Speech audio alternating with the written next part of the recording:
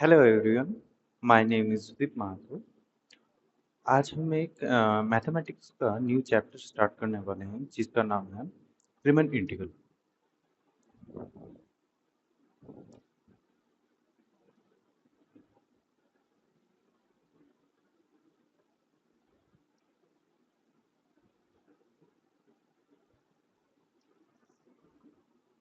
Right.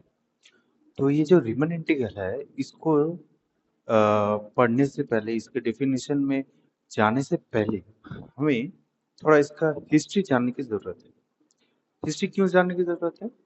History इसलिए जानने की ज़रूरत है क्योंकि अगर हम हिस्ट्री नहीं समझेंगे तो ये जो रीमन इंटीग्रल है ये कहाँ से आया, इसकी ज़रूरत क्यों पड़ी, हमें इसको क्यों पढ़ना है, ये सब हमें समझ में नहीं आएगा और हमें इसकी डीप अंडरस्टैंडिंग नहीं आएगी। तो ये सब समझने के लिए हम थोड़ा इसके ब्रीफ हिस्ट्री में जाएंगे। ठीक है। और भी दो तीन क्वेश्चंस है, वो भी आज हम लोग थोड़ा जानेंगे। आज ये इंट्रोडक्टरी पार्ट है ओनली। ठीक है। फर्स्ट इसके बारे में आज हम लोग जानेंगे। फर्स्ट पॉइंट है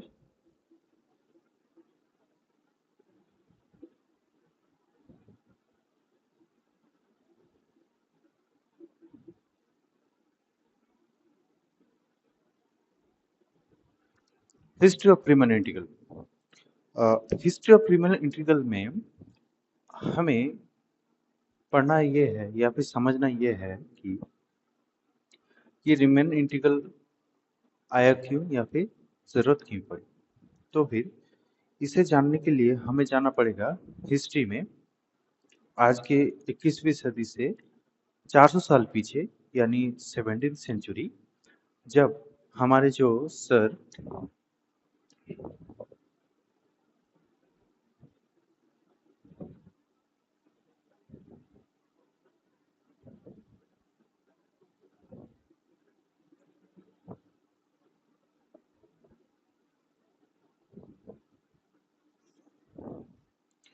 सर न्यूटन एंड लेबनिज थे, वो 17th सेंचुरी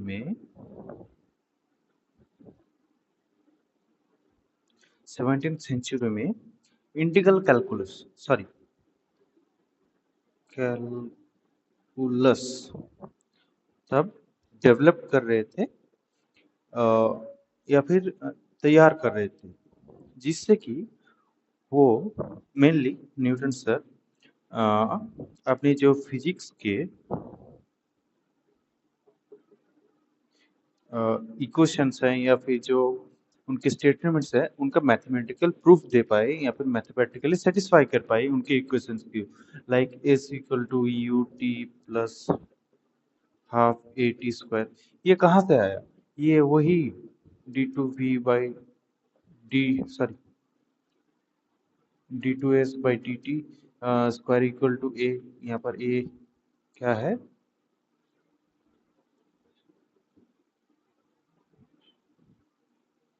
एक्सेलरेशन।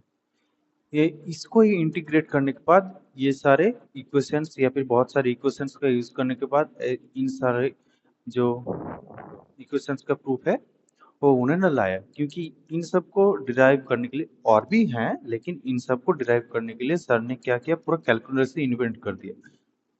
ठीक है। तो कैलकुलस तो इन्होंने इन्वेंट किया, तो इन्होंने इन्वेंट करने के बाद क्या पता चला इन्हें, जो डेरिवेटिव है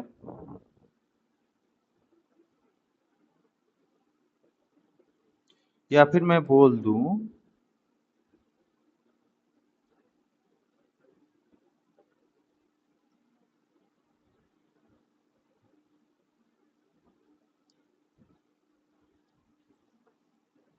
डिफरेंशिएशन ऑफ एनी फंक्शन, इसका ही इनवर्स फंक्शन हम बोल सकते हैं, या फिर हाँ इनवर्स फंक्शन ही बोलेंगे। वो है इंटीग्रल कैलकुलस या फिर इंटीग्रल या फिर इंटीग्रेशन, जो कि एक सेकंड।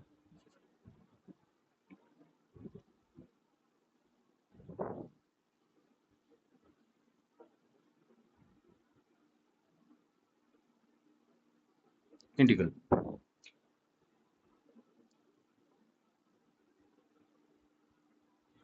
उन्होंने जब डेवलप किया तब पता चला, उन्होंने ये ऑब्जर्व किया, फिर उन्होंने ये स्टेटमेंट दिया कि ये जो डिफरेंशिएशन है इसका ही इन्वर्स जो है वो है इंटीग्रल कैलकुलस, या फिर क्या बोले कॉम्प्लीमेंट्री है। ठीक है, अगर हम किसी फंक्शन का डेरिवेटिव करेंगे फिर उसी का अगर इंटीग्रेशन कर देंगे तो हमें मिलेगा वो जो पहले फंक्शन था वो।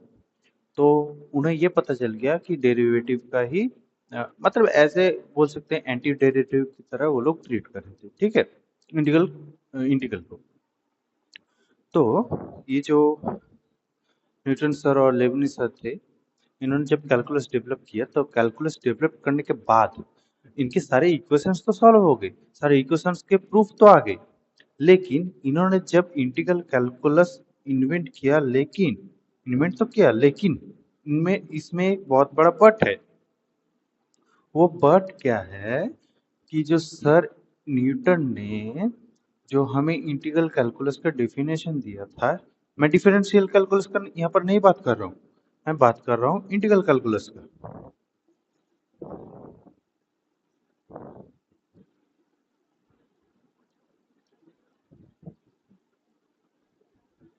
जो इंटीग्रल कैलकुलस है, इनके जो कोर कॉन्सेप्ट है या फिर बोलो जो इनके जो प्रूफ्स है वो नहीं दे पाए।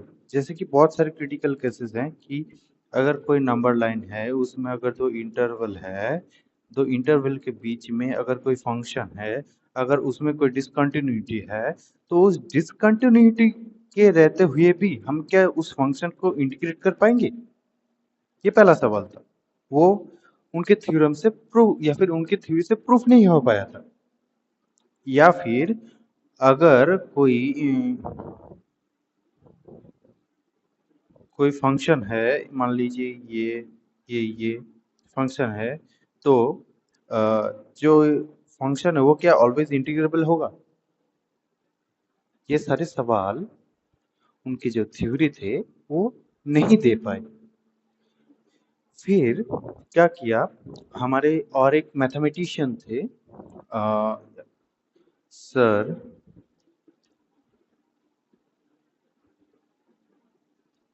कौची।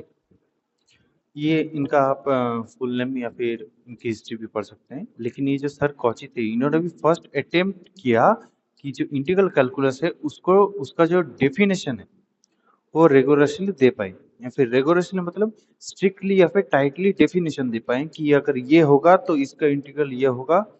ये सब डेफिनेशन उन्होंने देने की पहली कोशिश की, लेकिन उनका जो थ्योरम है या फिर जो उनके स्टेटमेंट्स हैं वो लिमिटेड रह गए सिर्फ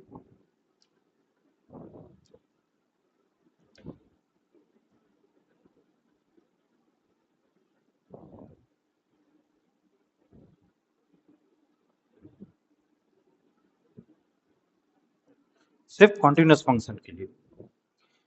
तो एक तरह से कह सकते हैं जो कॉची सर का जो थ्योरम या फिर लिमिटेशन जो थ्योरम थे या फिर प्रूफ से या फिर जो उन्होंने थ्योरी दिया था वो सिर्फ और सिर्फ कंटिन्यूस फंक्शन के लिए लिमिटेड रह गया।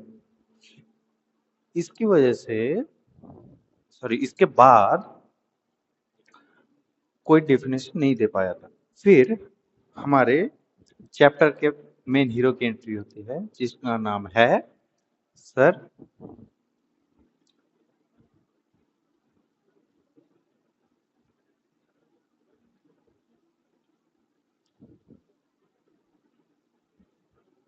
बर्नहार्ड रीमन,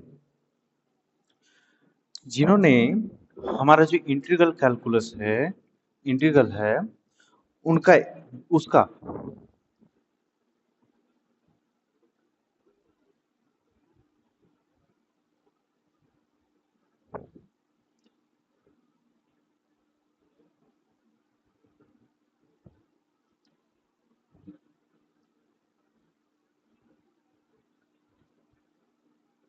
डेफिनेशन दिया। रिगोरस डेफिनेशन मतलब रिगोरस डेफिनेशन मतलब कि जो इंटीग्रल है किसी इंटरवल में, किसी इंटरवल में उसका एक स्ट्रिक्ट रूल या फिर स्ट्रिक्ट फॉर्मूलेशन हमें दिया। जिसकी वजह से उन्हें वो यूनिवर्सिटी के जो प्रोफेसर एग्जाम के लिए पास हो गए, या फिर बोलते हैं जो इंटीग्रे प्रोफेसर बनने के लिए जो यूनिवर्सिटी के लिए कोई भी थ्योरम या फिर कोई प्रूफ निकालना पड़ता है, वो उन्होंने दिया। और इसकी वजह से जो इंटीग्रल कैलकुलस है वो हमारा और भी फाउंडेशनल सॉरी और भी इंटीग्रल हमारा जो इंटीग्रेशन है वो और भी स्ट्रांग हो गया। मींस उसका फाउंडेशन जो है वो स्ट्रांग हो गया है। अब उसमें कोई लूप होल्स नहीं है, ये सब उन्होंने सोचा। लेकिन ये जो रीमन इंटीग्रल के भी कुछ कुछ लिमिटेशंस है जो हमारे साइंटिस्ट या फिर मैथमेटिशियन बोलेंगे, मैथमेटिशियन लेबेक लेबेक उन्होंने अ, जो रीमन इंटीग्रल्स के अंदर भी लूप होल्स थे उन्हें सॉल्व किया या फिर उन्हें और भी अच्छे से स्ट्रॉन्ग किया कि कोई लूप होल्स ना बचे और हमें अच्छे से एक फाउंडेशन मिले। जैसे कि जो समर रीमन इंटीग्रल है इनके जो इनइक्वालिटीज हैं लाइक जीरो या फिर था कुछ वो सर रीमन के जो इंटीग्रल थे उनके लिए इंटीग्रल कैलकुलस का उनकी वजह उनके लिए प्रूफ नहीं हो पाया था। ठीक है, तो ये हम बोल सकते हैं कि 17th सेंचुरी से लेकर आज तक जो हम लोग 17th सेंचुरी से लेकर आज तक जो कैलकुलस का रिफाइनमेंट होते हुए आया है वो आज हम पढ़ेंगे। ठीक है, तो let me first clean the board, let me check if the recording is going on. चलिए जी, बोर्ड तो क्लीन हो चुका है। जो हमारा ब्रीफ हिस्ट्री था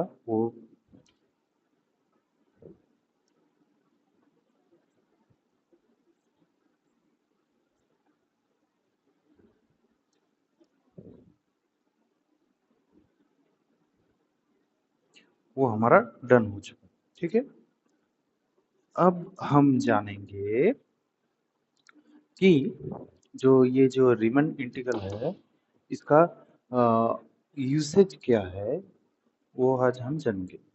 ठीक, यूसेज।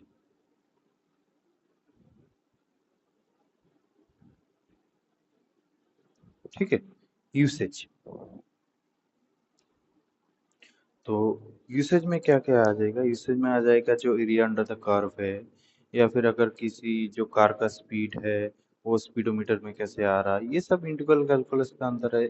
मतलब जो भी चीज हम करते हैं फिजिक्स में या फिर इन रियल लाइफ, उस सब का बैकबोन है कैलकुलस, और कैलकुलस में भी integral calculus.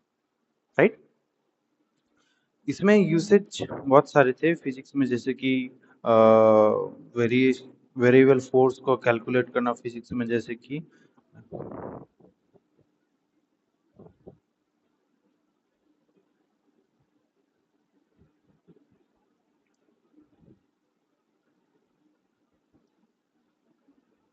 Right, variable force उसको कैलकुलेट करना, या फिर बहुत सारे एप्लीकेशन हैं वो आप इंटरनेट में इजीली देख सकते हैं। अब आते हैं और भी एक दो एग्जांपल दे दूं। हाँ, दे देता हूँ। जैसे कि स्टैटिस्टिक्स में स्टैटिस्टिक्स में या फिर बोलूँगा प्रोबेबिलिटी में ये आएगा। प्रोबेबिलिटी आता है प्रोबेबिलिटी में। ठीक है, इसमें जो कैलकुलेट करना होता है पीडीएफ। पीडीएफ मतलब प्रोबेबिलिटी डेंसिटी फंक्शन। ठीक है, पीडीएफ कैलकुलेट करना। और अगर मैं देखने जाऊँ इकोनॉमिक्स में,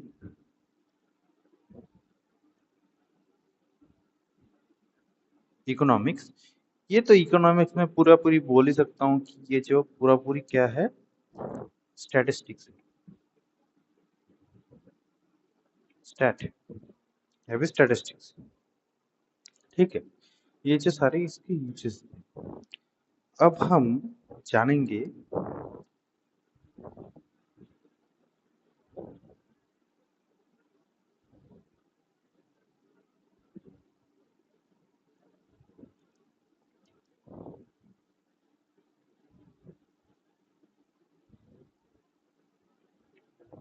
लेट मी चेक अगर ये स्क्रीन में आ रहा है कि नहीं।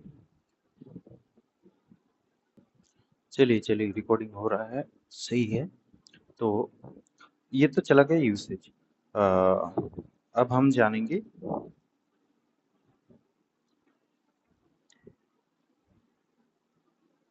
Why why you need to study it. हमें ये क्यों पढ़ना है? हमें इसलिए पढ़ना है क्योंकि ये जो रीमन इंटीग्रल है, ये पूरे कैलकुलस का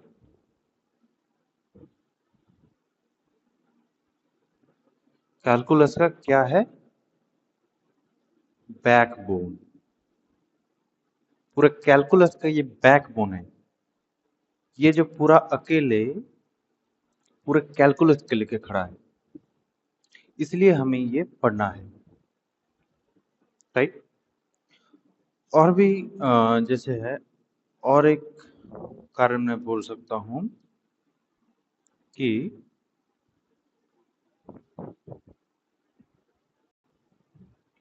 हाँ, कि ये जो है, पहले तो हो गई ये बैकबोन है, और उसके बाद भी क्या आता है कि ये जो डिस्क्रीट फंक्शंस है,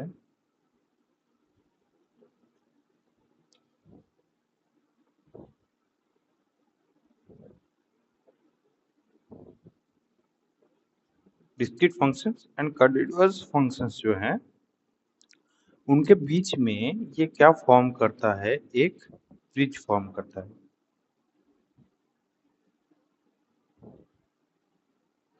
ये रहा डिस्क्रीट और ये रहा कॉन्टी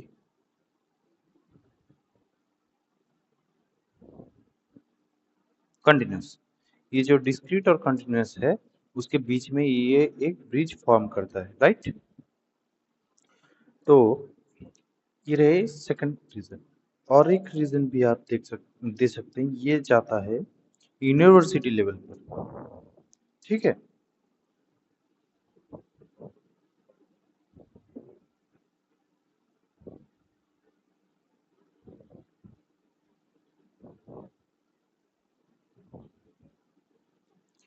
जिसमें जो मैंने कहा था,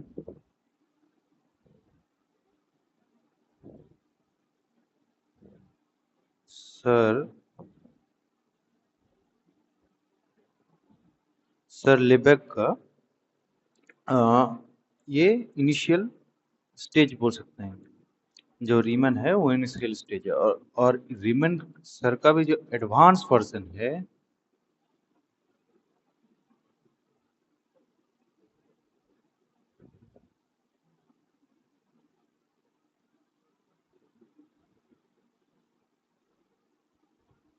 वो है सर लिबेक का इंटीग्रल, ठीक है।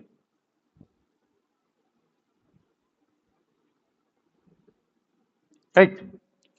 तो हमें पढ़ना क्यों है, ये भी हमारे लिए, जो हमें ये क्यों पढ़ना है वो हमारे लिए क्लियर हो चुका है कि ये कैलकुलस का बैकबोन है। इसके बिना हम कोई भी कैलकुलस का इक्वेशंस या फिर कैलकुलेशन सॉल्व नहीं कर पाएंगे कैलकुलस का। और ये क्या करता है? डिस्क्रीट और जो कंटिन्यूअस फंक्शन है, उनके बीच में एक ब्रिज फॉर्म करता है, राइट। ये था सेकंड सेकंड रीजन कि हम इसे क्यों पढ़े। और थर्ड रीजन था लिबेक सर का इंटीग्रल को सॉल्व करने के लिए भी हमें ये पढ़ना पड़ेगा, क्योंकि इस ये जो रीमन इंटीग्रल है, इसका ये एडवांस वर्जन है लिबेक इंटीग्रल, राइट। तो मैं इसे रब करने के बाद वापस आता हूँ। सो रब तो हो चुका है। तो हमने क्यों पढ़ना है वो क्लियर हो चुका है, इसका हिस्ट्री जान चुके हैं, इसका यूसेज जान चुके हैं। यूसेज बेसिकली फिजिक्स में आता है, क्योंकि फिजिक्स और मैथमेटिक्स इंटरकनेक्टेड होते हैं। क्योंकि अगर फिजिक्स के बिना मैथ का रियल लाइफ में कोई लैंग्वेज नहीं है, रियल लाइफ में। और जो फिजिक्स है, वो बिना मैथमेटिक्स के चल नहीं सकता, क्योंकि ये जो यूनिवर्स ही है, लोग कहते हैं कि ये जो यूनिवर्स है, ये लैंग्वेज ऑफ मैथमेटिक्स, राइट। तो फिजिक्स और मैथमेटिक्स इंटरकनेक्टेड हैं। एडवांस लेवल पे ये दोनों अलग बोल के कुछ होते नहीं है, दोनों एक ही है, ठीक है। तो अब हम जानेंगे उन्होंने क्या किया, राइट। न्यूटन सर का तो जो इंटीग्रल कैलकुलस का थ्योरी या फिर डेफिनेशन था वो तो फेल हो चुका, क्योंकि वो बहुत सारे क्वेश्चंस के आंसर नहीं दे पाए। कैसे कैसे क्वेश्चंस?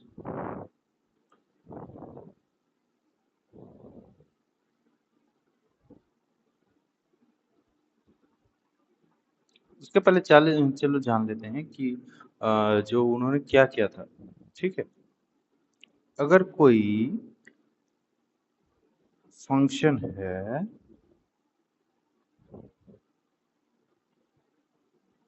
ठीक है, लेट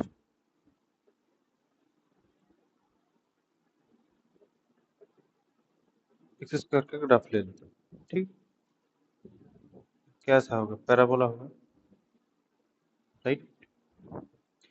तो उन्होंने क्या किया, ये थोड़ा सा पिक्चर आप थोड़ा सा देख लेना, ठीक है। तो जीरो पर यहाँ पर होगा। तो उन्होंने क्या किया, जो ग्राफ है उसमें दो पॉइंट्स लिए, मीन्स एक इंटरवल लिया। कौन सा इंटरवल? 1 और 2। इन दोनों के बीच में ये दोनों एक इंटरवल हुए, राइट। और ये है 0 और ये 1। तो क्या किया उन्होंने, जो ये एरिया है, ये जो सारा एरिया है या फिर ये एरिया है, इसको अगर मैं थोड़ा सा साइड में बड़ा करके दिखाऊं तो फिर आप लोगों को समझ में आसानी होगी।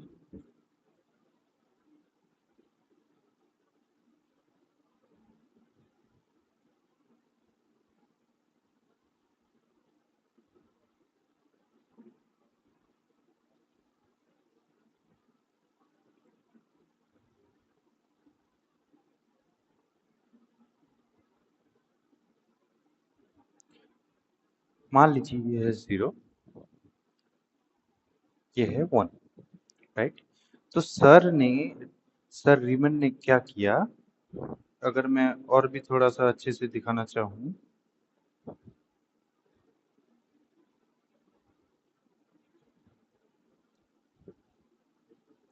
उन्होंने सर ने क्या किया कि ये जो इंटरवल है वो तीन या फिर बाउंडेड है। कैसे कैसे बाउंडेड? 3 या 4 लाइन से बाउंडेड, 3 लाइन से बाउंडेड है और फंक्शन से बाउंडेड। कौन से लाइंस? या फिर एक्स इक्वल टू ए, ये जो लाइन है ये है एक्स इक्वल टू ए, ये है x equal to b, right. ये है y इक्वल टू 0, ये जो नीचे वाला लाइन देख रहे हैं, और ये है y equal to f x, ये है हम लोग का फंक्शन। उन्होंने क्या किया, ये जो एरिया है उसको कैलकुलेट करने के लिए इसको छोटे छोटे छोटे छोटे छोटे छोटे छोटे छोटे छोटे छोटे छोटे छोटे छोटे छोटे छोटे छोटे छोटे छोटे छोटे बहुत सारे और भी यहाँ पर बोल सकते हैं छोटे छोटे छोटे रेक्टेंगल में तोड़ दिया। अब आप बोलेंगे रेक्टेंगल में ही क्यों तोड़ा? क्योंकि अगर हम लोग रेक्टेंगल में तोड़ेंगे तो रेक्टेंगल का एरिया कैलकुलेट करना बहुत इजी है। ये है रेक्टेंगल, इसका अगर एरिया देखने जाऊं तो ये क्या होता है,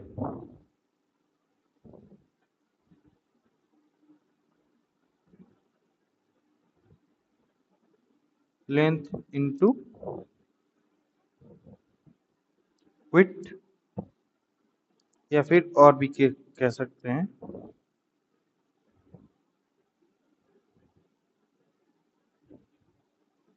मीन्स एक लेंथ है, ठीक। तो लेंथ इंटू विड्थ करने पर हमें उसका एरिया पता चल जाए। तो उन्होंने क्या किया, जो फंक्शन का जो फर्स्ट इंटरवल उसको इतना छोटा तोड़ा, इतना छोटा तोड़ा। मान लीजिए अगर एक ब्रेड है, अगर उसको हम छोटे छोटे छोटे छोटे छोटे छोटे स्लाइसेस में काटते जाएं, छोटे छोटे छोटे छोटे छोटे छोटे छोटे छोटे छोटे स्लाइसेस में काटते जाएं, तो वो जो छोटा स्लाइस है, ये जो छोटा सा ये विड्थ है और ये जो हाइट है इसका अगर हम मल्टीपल कर देंगे तो हमें एक छोटे से स्लाइस का एरिया मिल जाएगा। और ये जो स्लाइसेस है अगर मैं वो इनफाइनाइट टाइम्स तक लेके चला जाऊं तो हम बोल सकते हैं ये जो विड्थ है, ये जो विड्थ है वो ना के बराबर होता जाएगा होता जाएगा होता जाएगा। मतलब बहुत छोटे छोटे स्लाइसेस करते जाएंगे तो हमें स्लाइसेस मिलते जाएंगे बहुत सारे, और अगर वो स्लाइसेस को हम ऐड करते जाएंगे तो हमें अल्टीमेटली उसका एरिया मिल जाएगा, राइट। ये उनका आइडिया था। अब आइडिया को उन्होंने इम्प्लीमेंट किया कर्व में।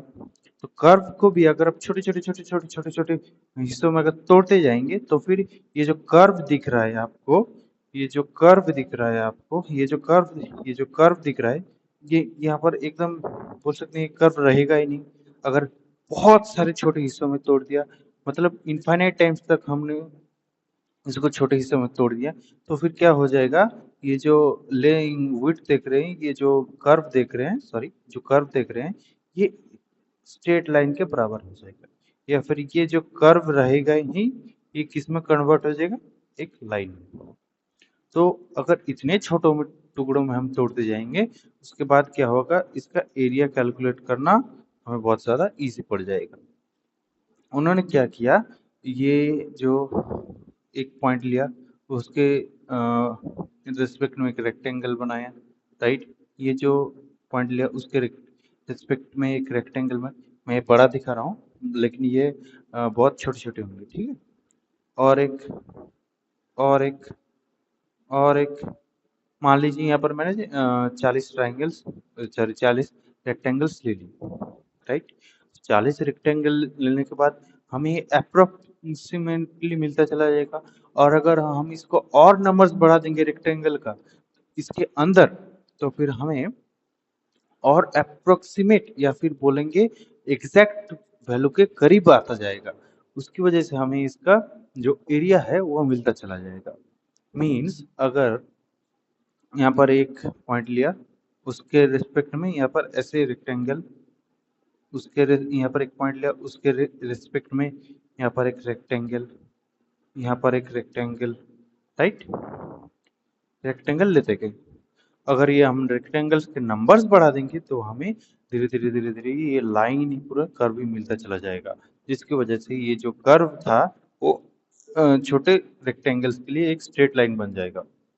इसकी वजह से हम उसका एरिया जो है वो रेक्टेंगल का एरिया जोड़ के हमें ये जो कर्व है उसका एरिया मिलता चला उसका एरिया मिल जाएगा, राइट। तो मैंने डिस्क्रिप्शन में एक सिमुलेशन भी दिया है, आप लोग जाके चेकआउट कर सकते हैं। आप लोग देख सकते हैं कि अगर कोई कर्व है, राइट, उसका अगर मैं यहाँ पर यहाँ पॉइंट से अगर बाहर वाला मतलब अपर सम भी ले सकता हूँ, और यहाँ पर जो अंदर वाला सम है उसको भी ले सकता हूँ। मतलब ये जो है एरिया वो थोड़ा कभी अगर हम लेते चले जाएंगे तो फिर ये कभी थोड़ा एरिया बाहर आ जाएगा, थोड़ा सा छोटू सा, ये छोटू सा एरिया ये बाहर रह जाएगा। अगर हम कोई दूसरा पॉइंट ले ले तो ये छोटू सा एरिया रह जाएगा। ये मेथड से कैलकुलेट करने की, या फिर अगर हम मिड पॉइंट से लें, मान लीजिए ये है, ये मिड पॉइंट से लिया, मतलब ये जो एरिया इधर भी छूटा और इधर भी थोड़ा सा इधर रह गया, फिर बोल सके तो ठीक है। एक सेकंड रुकिए, ठीक है, मिड पॉइंट से भी ले सकते हैं। मैंने वो एक सिमुलेशन आप लोग के लिए डिस्क्रिप्शन में दे दिया है, आप लोग चेकआउट कर सकते हैं कि ये एरिया कैसे आ रहा है, ठीक है। ये जो सर रिमन थे उन्होंने किया था, उनके दिमाग में आया था, फिर उन्होंने इसको मैथमेटिकली डिफाइन कर दिया, जिसकी वजह से आज हम ये रीमन इंटीग्रल पढ़ रहे हैं। और ये जो डिफाइन किया था वो मैथमेटिकली या फिर रियल एनालिसिस के रूप में आज हमारे सामने है, जिसमें हम आज पढ़ने वाले हैं पार्टीशन रीमन इंटीग्रल के अंदर ही उसका स्टेटमेंट। क्योंकि रीमन इंटीग्रल को समझने के लिए हमें पार्टीशन, उसके बाद डेल्टा एप्सिलॉन डेफिनेशन, फिर सुप्रीमम इन्फीमम ऑफ एंड सब इंटरवल, ये सब हमें समझना पड़ेगा। तो वो सब हमें समझने के लिए ये सब जानना थोड़ा ज़रूरी है। तो वो सब भी आज बोले तो अभी जान लिया। Done, okay. तो चलिए अब हम लोग अपने एक्चुअल टॉपिक में एंटर करते हैं।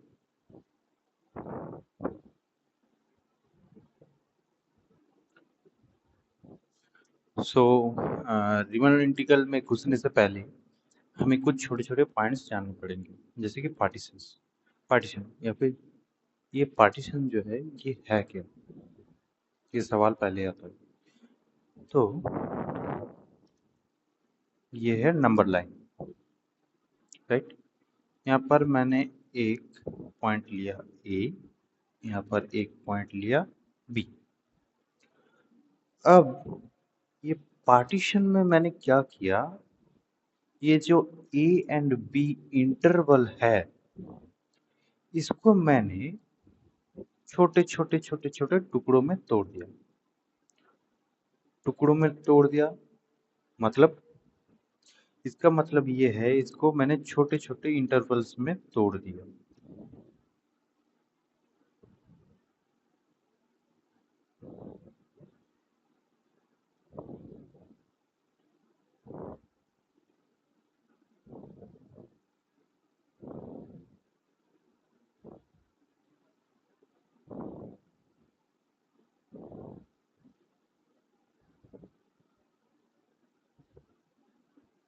राइट, छोटे छोटे टुकड़ों में मैंने तोड़ दिया।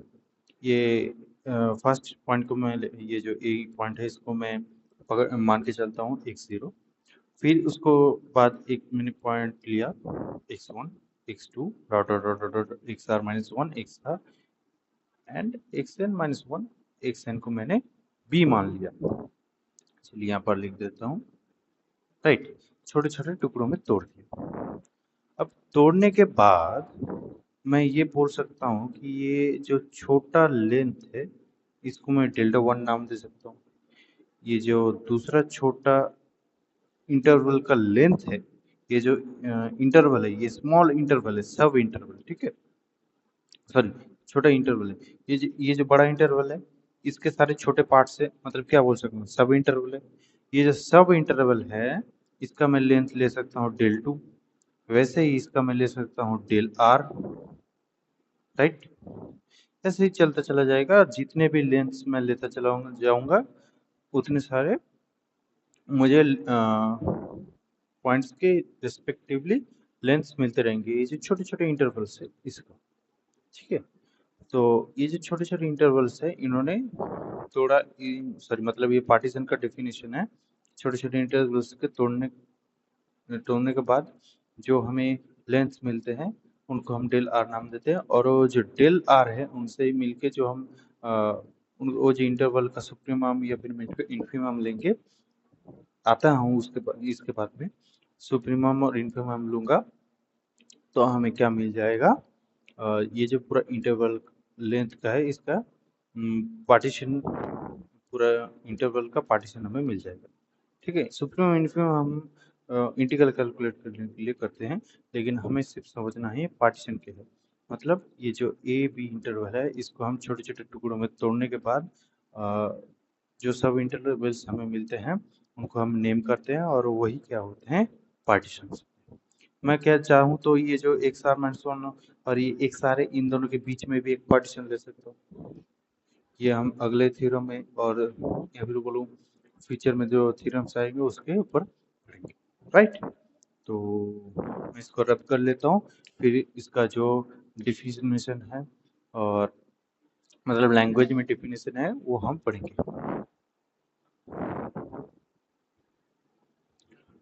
तो चलिए रब हो चुका है, अब हम लोग डिफिनेशन लिखना स्टार्ट करेंगे। Let a comma b be a closed interval where a comma b या फिर मैं बोलूँ a and b are real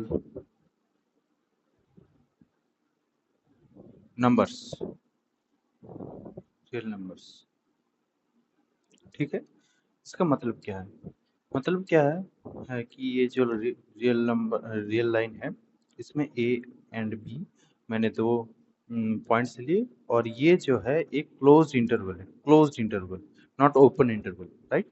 क्योंकि हमें फंक्शन को डिफाइन करने के लिए क्लोज्ड इंटरवल की जरूरत होता है, मतलब बाउंडेडनेस दिखाने के लिए।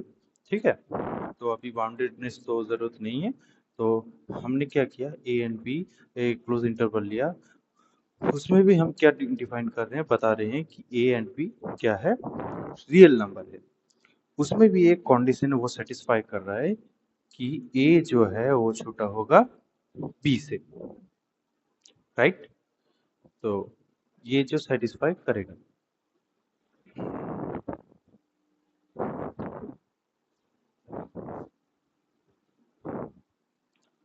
ठीक है, अब हम क्या पकड़ेंगे, एक सेट पकड़ेंगे पी, जिसमें वो जो मैंने पार्टीशन दिखाया था वो हम करेंगे। एनी फाइनाइट सेट मैं क्या पकड़ लेता हूँ, लेट पी। ठीक है, सेट को मैं लिख लेता हूँ x, x naught, x one, x two, dot dot dot dot dot dot x n. ठीक है, ये मैं एक सेट पकड़ लेता हूँ पी, फायर इसके अंदर भी एक कंडीशन सेटिस्फाई करेगा। वो क्या है,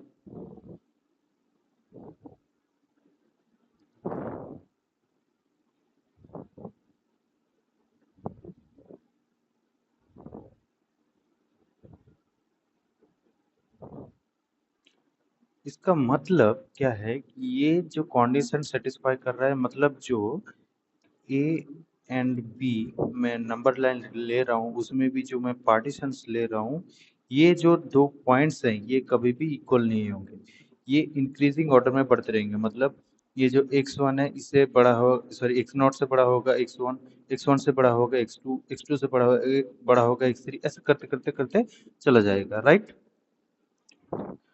ये कंडीशन जरूर से लिखना पड़ेगा, नहीं तो ये सिर्फ बोल देने से हमारा कुछ भी मतलब पता नहीं चलता है। इसको आप ऐसा भी लिख सकते हैं।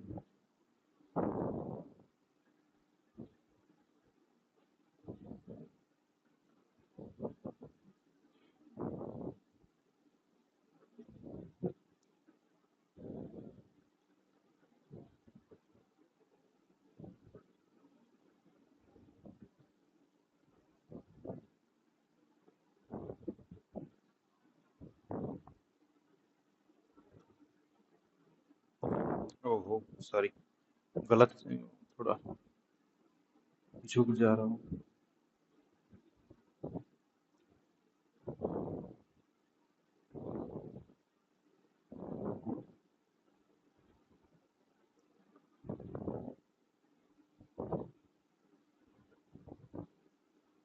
इसको आप डायरेक्टली ऐसे भी लिख सकते हैं, राइट? क्योंकि ये लिखना, ये दोनों को अलग लिखना और ये दोनों को एक साथ लिखना एक ही है, राइट? तो आप ये इन, अगर आप लिख रहे हैं तो दोनों में से कोई एक लिखिएगा, दोनों एक साथ मत लिखिएगा। तो इसलिए मैं क्या करता हूँ, इसे मिटा देता हूँ।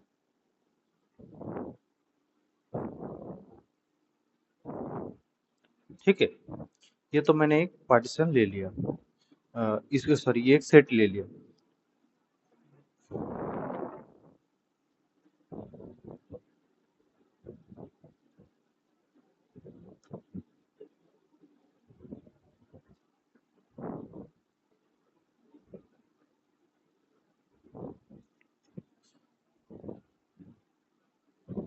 ठीक है, ये ये एक पार्टीशन कहलाएगी। देख सकते हैं, पहले आप नोट कर लीजिए, मैं यहाँ पर ही हूँ। अब तक यहाँ पर आपने नोट कर लिया होगा। चलिए इसके बाद दूसरा लिखते हैं।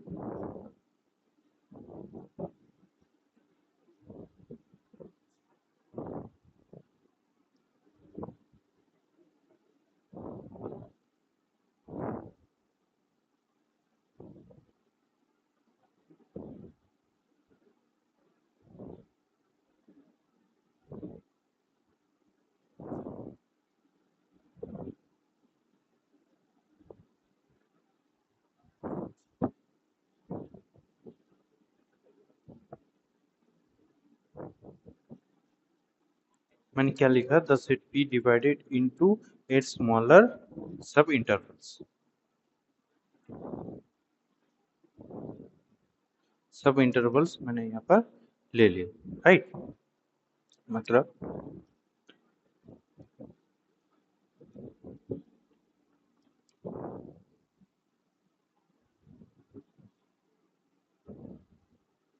ठीक है, ये जो इनमें जो इंटरवल्स हैं, पूरा बोल सकता हूँ इंटरवल्स, मतलब ये होगा n टाइम्स, मतलब n स्मॉलर सब इंटरवल्स। और इनमें जो पॉइंट्स होंगे वो कितने पॉइंट्स होंगे, वो होगा n+1। कैसे, अगर आप देखेंगे, अगर कोई जो इंटरवल हम क्रिएट कर रहे हैं, मान लीजिए x1 x2, राइट। तो एक इंटरवल को क्रिएट करने के लिए, इंटरवल ए एक, और इंटरवल को क्रिएट करने के लिए हमें कितना पॉइंट्स लग रहे हैं, 2।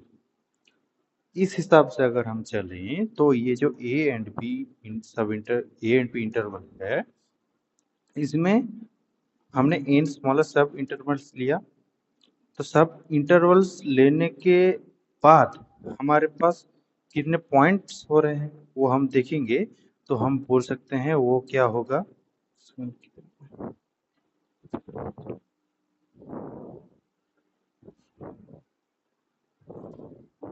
n+1 पॉइंट्स होगा, राइट। तो चलिए, इतना तक आपने नोट कर लिया होगा।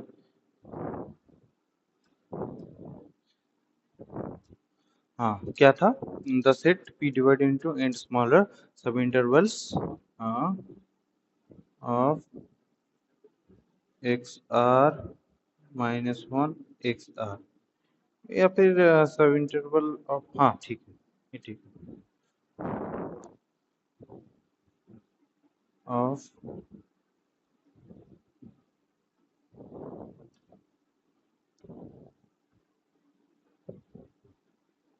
Length del r equals to del r -1 minus del r,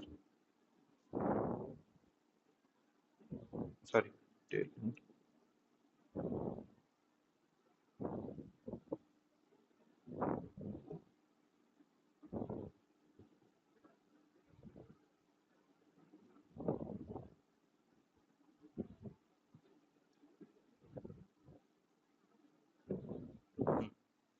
right.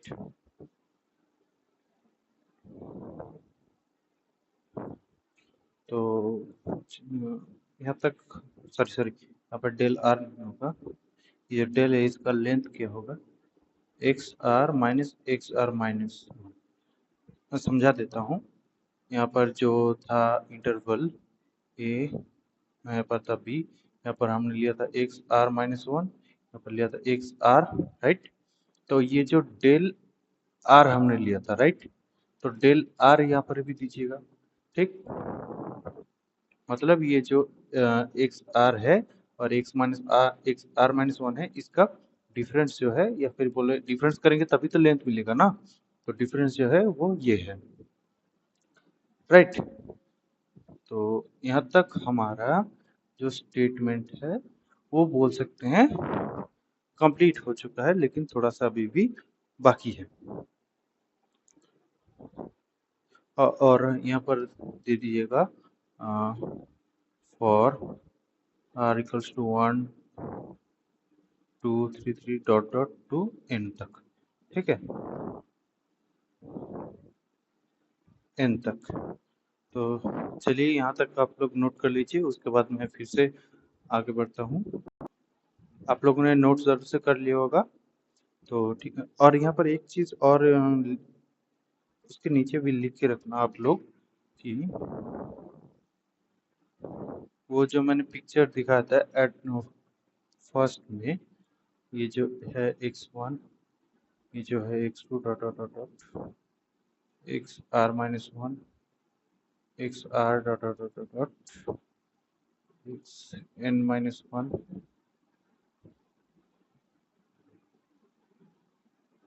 और ये है xn, राइट।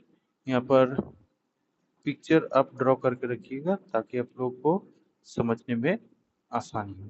ठीक है, यहाँ पर आप लोग जितना चाहें उतना ले सकते हैं। ठीक है, ये है नंबर लाइन। तो हमारा जो पार्टीशन का कॉन्सेप्ट है वो पूरा का पूरा ये है। तो आप लोगों ने शायद से ये समझ लिया होगा, लेकिन अगर फिर भी कोई डाउट हो तो थोड़ा ये वापस से रीड कीजिएगा, आप लोग समझ जाएंगे। ज़्यादा कुछ नहीं है इसमें। ये जो ए एंड बी, तो हमने इंटरवल लिए। इंटरवल लेने के बाद सॉरी ए एंड बी तो पॉइंट्स लिए, और ये जो पॉइंट है वो क्या है, क्लोज इंटरवल है। ठीक है, ये क्या है, क्लोज इंटरवल है। इसमें भी जो ए एंड बी है वो क्या है, रियल नंबर है। रियल नंबर में भी एक कंडीशन है कि ये जो ए लेस देन बी होगा, मतलब ए हमेशा छोटा होगा बी से। अब हम लोग एक फाइनाइट सेट डिफाइन कर रहे थे जिसमें हमने पकड़ा p equals to x1 x2 x2 x3 x3 dot dot dot dot xn। मतलब हमने क्या किया, ये जो a एंड b इंटरवल है इसमें हमने n नंबर ऑफ पॉइंट्स यहाँ पर ऐड कर दिए। Sorry, n plus n plus 1 number of points हमने ऐड कर दिए, राइट। तो ऐड करने के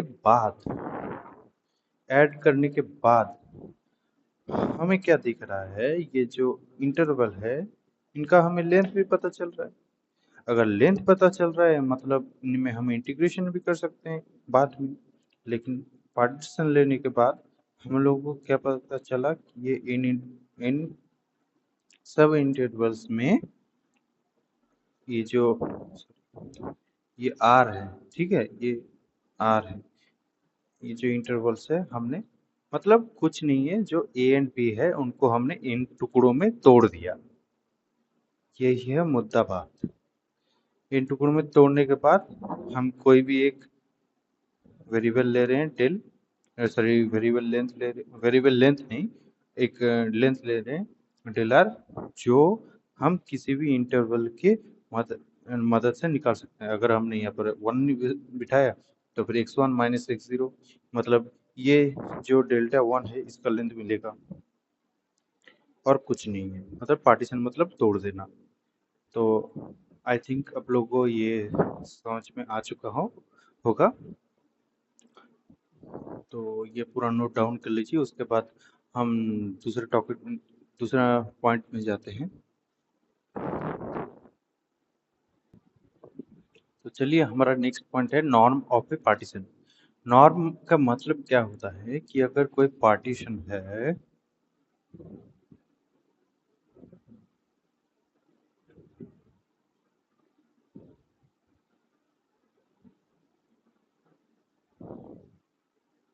कोई पार्टीशन लिए, राइट।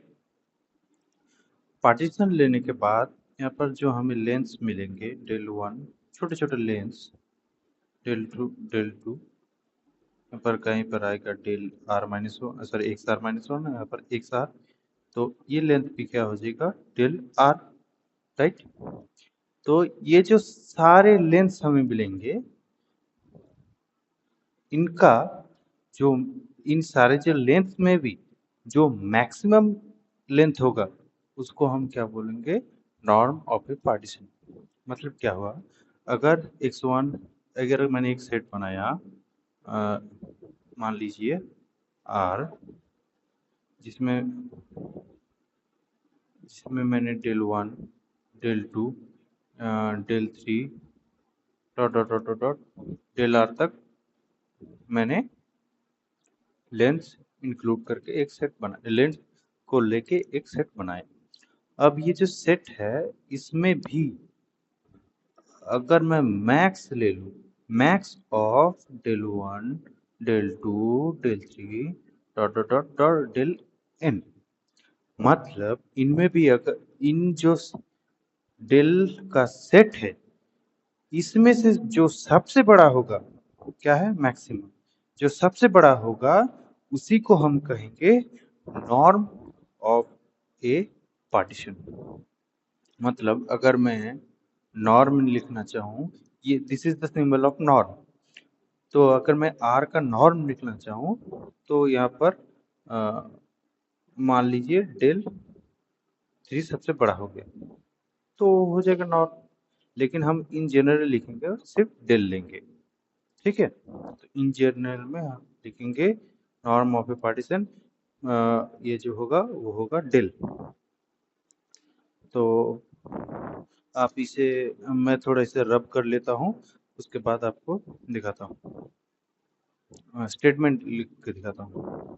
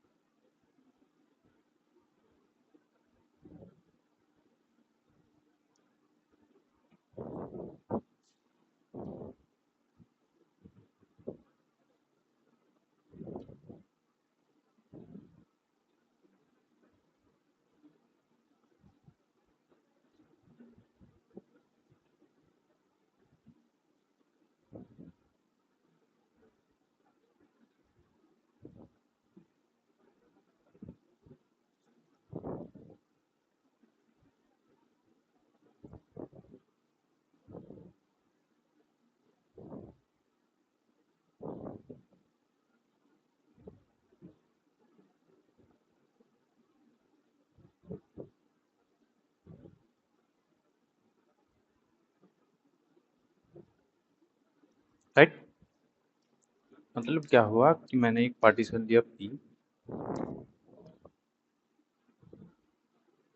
पार्टीशन लिया पी एक क्लोज इंटरवल में जो कि है ए कॉमा बी। उस ए कॉमा बी के अंदर जो हमें स्मॉल लेंथ्स मिलेंगे उनका जो हमने मैक्सिमम वैल्यू ले लिया उसे ही हम कहेंगे नॉर्म पी। और उसको डिनोट करते कैसे हैं, ऐसे, ये जो दो पैरेलल लाइन खींचेंगे उसके अंदर पी, फिर दो पैरेलल लाइन और क्लोज कर देंगे ऐसे। ये जो सर्कल देने की जरूरत नहीं, ये मैं ऐसे ही दिखा रहा हूँ। This is called norm. तो आज के लिए इतना ही, शायद से लेक्चर बहुत ज़्यादा बड़ा हो चुका होगा। तो फिर आज के लिए इतने ही रखते हैं। Thank you, good bye.